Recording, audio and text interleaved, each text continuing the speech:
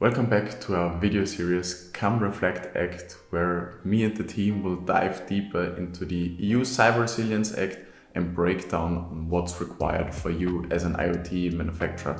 In our first video, we have already spoken and given you an overview about the Cyber Resilience Act as a whole, and today we would like to dive deeper into what really is required for you as an IoT manufacturer to comply with the Cyber Resilience Act.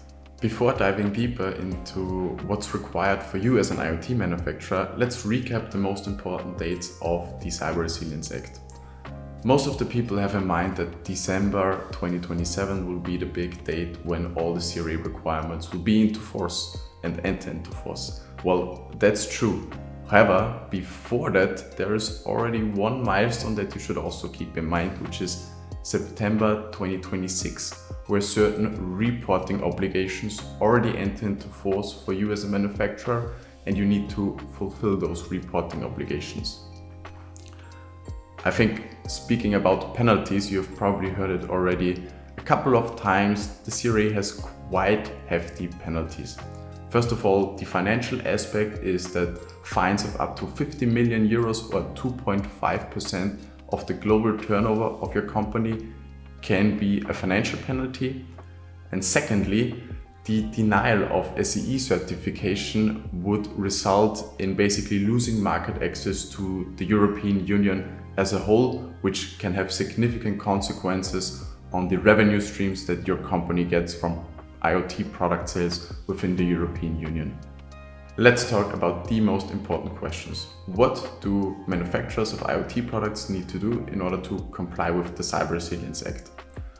First of all, I will break down what the Cyber Resilience Act asks from you as an IoT manufacturer, and then I will give recommendations and best practices from the industry on how you can basically achieve compliance from a timely perspective, meaning what you should do first.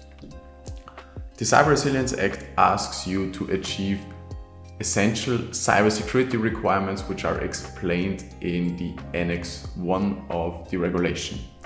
There are 13 essential cybersecurity requirements that your IoT product will have to meet, and there are also 8 vulnerability handling requirements that your product needs to meet in order to comply with the regulation.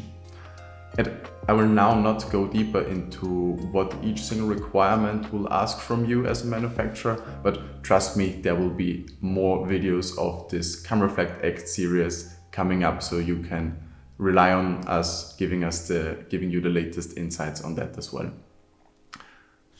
Now we've covered the technical or functional part of the CRA. The second big obligation that the Cyber Resilience Act imposes to you are documentations. So your products, when placing it on the market, needs to have essentially 3 different documents accompanying the product. And here we speak about the EU Declaration of Conformity.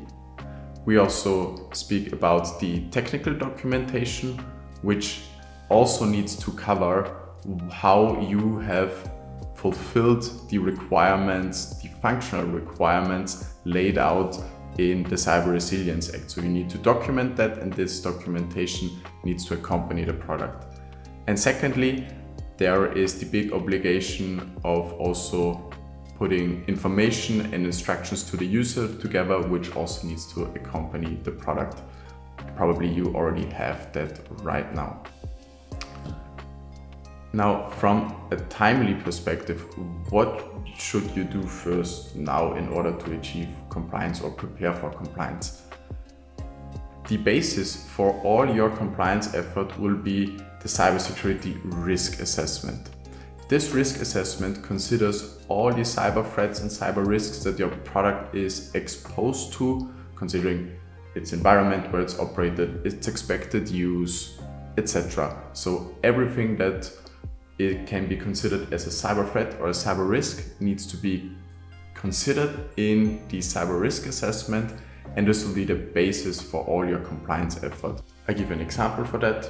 You have identified that your product is significantly vulnerable to data tampering attacks.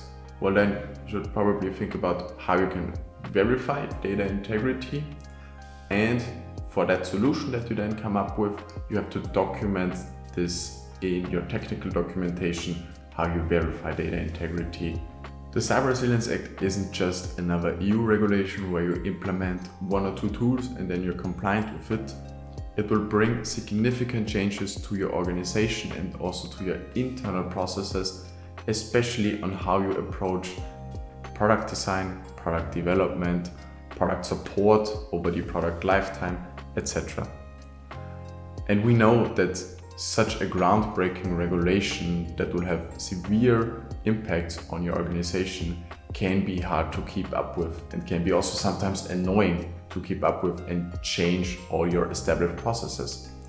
And therefore, we like to support you with our knowledge, our best practices, our industry experience in this series Come Reflect Act, where we post videos breaking down the individual Cyber Resilience Act requirements. We have a blog post where we also dive deeper into the CRA. We also have a podcast where we discuss the Cyber Resilience Act in more detail so that you have a profound knowledge of the Cyber Resilience Act and that you are always up to date when it comes to achieving compliance with the CRA by December 2027.